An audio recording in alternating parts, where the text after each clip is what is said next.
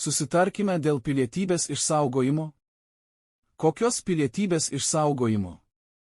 Visi, kurie nori išsaugoti ją, visi, kurie myli ir gerbia Lietuvą, neiškeis savo pilietybės į svetimą. Statistika rodo, kad per metus tik apie 600 piliečių atsisako pilietybės. Tai yra itin maža Lietuvos piliečių dalis lyginant su 3 milijonais. Ar pastebėjote, kad šiam referendumui yra skiriamos didžiulės lėšos reklamoms? Daug didesnės nei prezidento rinkimams.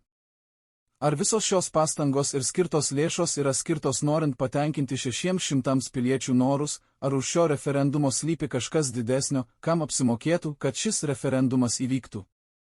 Ką nesako valdžia? Kas slypi už šio referendumo? Šis referendumas nenurodo tiksliai, kas galės įgyti antrą pilietybę, tam yra palikta tuščia vieta, kurią valdžia galės nuspręsti vėliau be visuomenės nuomonės ir interesų.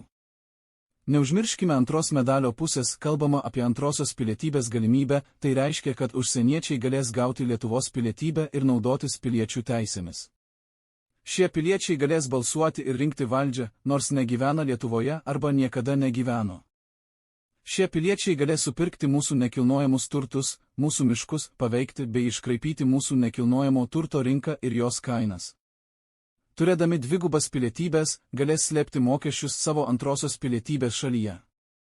Debatuose už pilietybės išsaugojimą pašnekovai negalėjo aiškiai atsakyti į paprastus klausimus, kur yra ribos, kokia yra nauda paprastam Lietuvos piliečiui.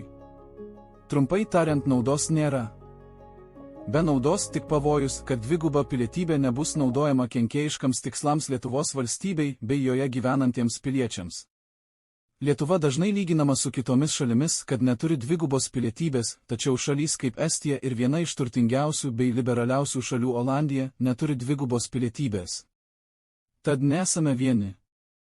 Dviguba pilietybė nėra būtinybė. Kol nebus nurodytos aiškios ribos antros pilietybės įgijimui ir turėjimui, turime mes visi kartu apsaugoti Lietuvą. Apsaugokime mūsų Lietuvą, dvigubai pilietybei ne.